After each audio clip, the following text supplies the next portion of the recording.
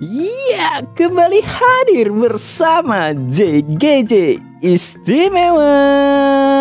Ini adalah part kedua dari video nyambung yang part pertama kemarin ya, itu mengitari keraton ya. Jadi teman-teman yang masih belum tahu part pertama, nanti tonton aja di part pertama. Dan di sini saya juga memberikan informasi lagi bahwa luas keraton Jogja ini 14.000 meter persegi yo.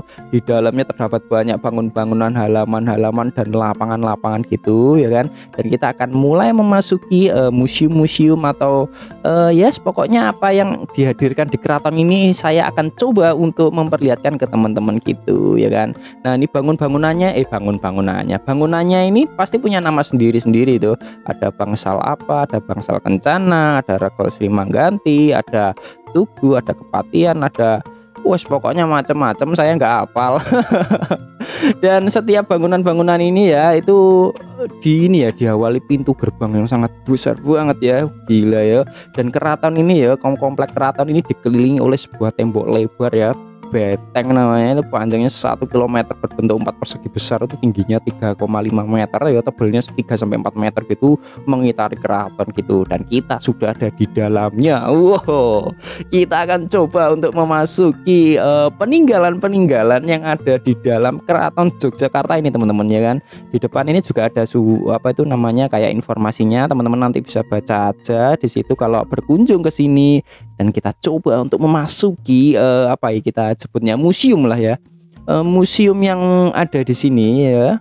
Ini ada foto-fotonya teman-teman, ada singgasananya juga. Ini mungkin singgasananya zaman dulu ya. Ini siapa ya? Mungkin ratu dan raja ya teman-teman. Kursinya ini kayak memberikan aura-aura yang bijaksana gitu ya. Aura-aura kalau dibilang mistis itu kayaknya gimana gitu ya. Ini aura bijaksana, aura kerajaan gitu ya. Kalau di dalamnya teman-teman ngerasain tuh auranya tuh kayak gitu teman-teman. Ini ya kan. Ruangan pertama itu seperti itu yang saya kunjungi. Lalu di sebelah kiri tidak ada apa-apa ya teman-teman. Ini kayaknya cuma sebuah teras saja, kayak lapangan biasa, halaman, tidak ada yang bisa kunjungi. Dan ini cuma toilet saja. Dan sebelah kiri sebenarnya mungkin ini museum juga, cuma ditutup teman-teman. Jadi kalau ditutup kita tidak bisa kunjungi. Kita coba menuju ke museum selanjutnya ya teman-teman, di tempat tempat peninggalan yang telah disiapkan dari keraton ini teman-teman. Kita coba ke kiri, apakah kita boleh mengunjungi ke area kiri? Kita coba ya teman-teman. Wah, ini keren banget ya arsitekturalnya loh. Ini loh gentengnya itu loh, listnya tuh keren banget itu, railingnya juga ya. Ternyata nggak boleh dikunjungi, ada tulisannya teman-teman. Ya kita lihat dari depan aja ya, di dalamnya itu ya kayak joglo juga ya, mungkin tempat pertunjukan juga bisa jadi.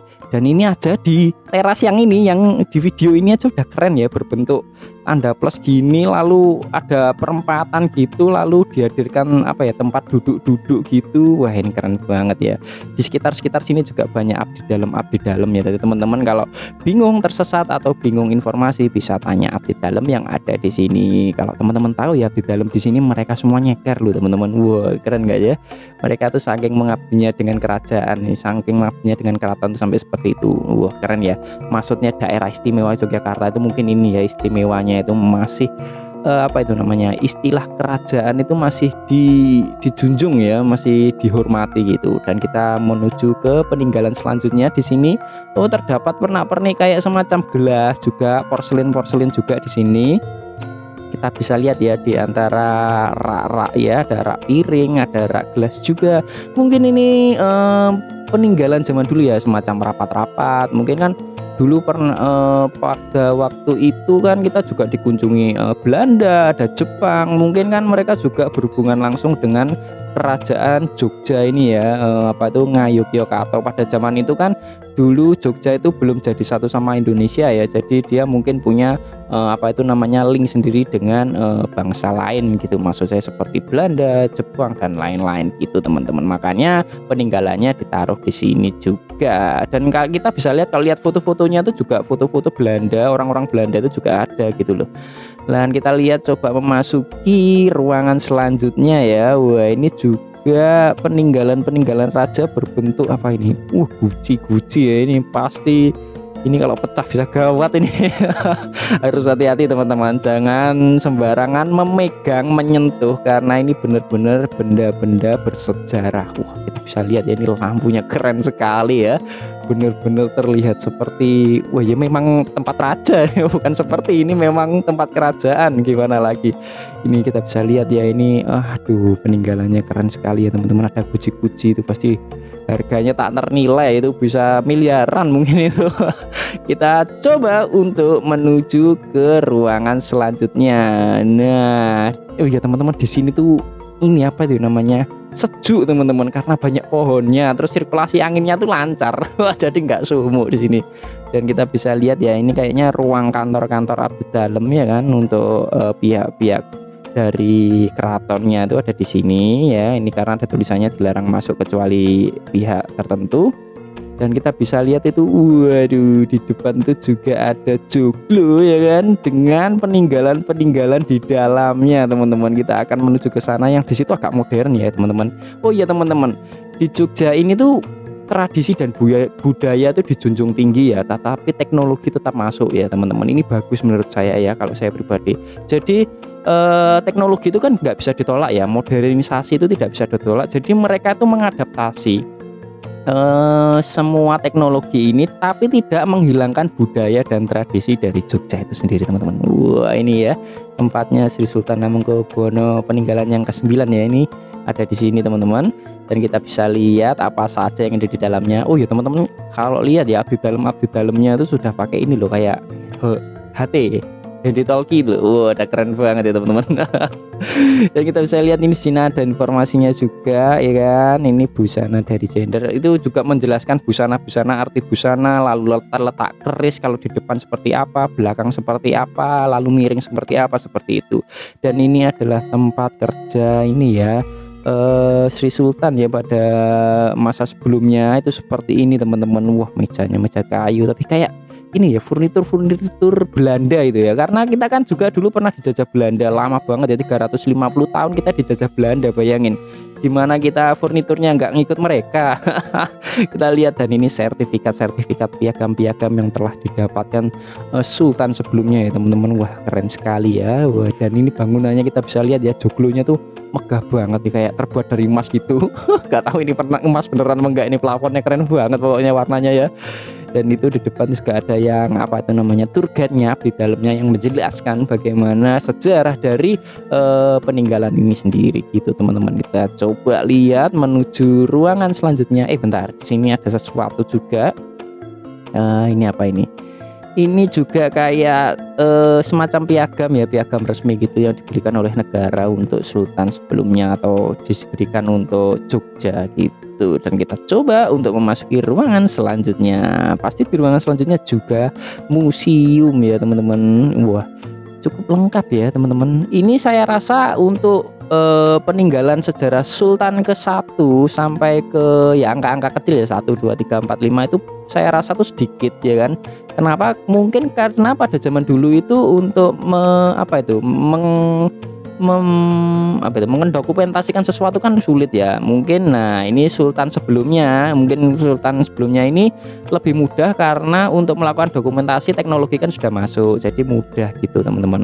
Jadi untuk foto-foto, kalau zaman dulu kan pasti dilukis kan, kalau sekarang, kalau zaman sultan sebelumnya kan pasti foto itu sudah mudah teman-teman gitu. Jadi di situ tadi isinya adalah busana-busana juga teman-teman, dan peninggalan-peninggalan seperti bros, ada baju juga seperti apa. Dan ini masih satu komplek ya teman-teman, jadi kita bisa lihat langsung saling mengunjungi gitu. Dan kita bisa lihat di ruangan selanjutnya ini juga ada foto-foto ya dari sultan sebelum, Sri Sultan sebelumnya gitu. Dan kita bisa lihat ini, wah, kok ada ayam-ayam ya, ini pasti ada nilai historisnya sendiri-sendiri gitu teman-teman. Ini di sini saya cuma memperlihatkan, wah ini keren banget nih, ya ampun. Ini lukisan loh teman-teman, itu keren banget ya, lukisannya gedenya segitu ya. Rasanya tuh kayak di sini tuh auranya tuh aura kebijaksanaan itu tinggi banget gitu. Kalau di sini tuh rasa saya tuh kayak rakyat jelata. Kayak jadi menciut gitu teman-teman. Dan kita coba untuk sambung ke ini ya, museum selanjutnya. Ini kayaknya museum yang terakhir ya, karena kayaknya sudah habis ini, nggak ada lagi nih. Nah, di sini juga ini ya, masa lalu dari sultan sebelumnya itu juga. Ini ada busana-busananya juga, sekolah, masa sekolahnya juga, lalu apa ya, piagam-piagam, bros-bros dan macam-macam, sama seperti di museum sebelumnya itu. Tuh, kita bisa lihat ya foto-foto. Fotonya ini jadul banget, teman-teman. Dan kita bisa lihat ya, wah, banyak sertifikat-sertifikat yang diberikan ya, mungkin karena bersekolah di luar negeri juga kan, jadi kita bisa lihat sertifikat-sertifikat yang ada. Dan ini pasti pemberian-pemberian dari bangsa lain juga ada lah, peninggalan dari Belanda juga pasti tidak asing lah kita kalau lihat di peninggalan Indonesia ini gitu, teman-teman. Dan kita sudah sampai di penghujung liputan dari Keraton Yogyakarta. Jadi solusinya, kesimpulannya ya, buat teman-teman, datang aja ke Jogja ya, main aja, karena tiketnya murah meriah, Rp8.000 ya. Ajak teman-teman rombongannya ke sini, karena di sini wisata penuh sejarah ini, logo Ngayogyakarta. Monggo pinara datang aja, di sini juga banyak bulenya, siapa tahu ketemu jodoh bule. Jadi mungkin cukup sampai segitu ya, teman-teman, videonya. Semoga memberikan informasi bagi teman-teman. Jadi sampai jumpa di video selanjutnya. Dadah.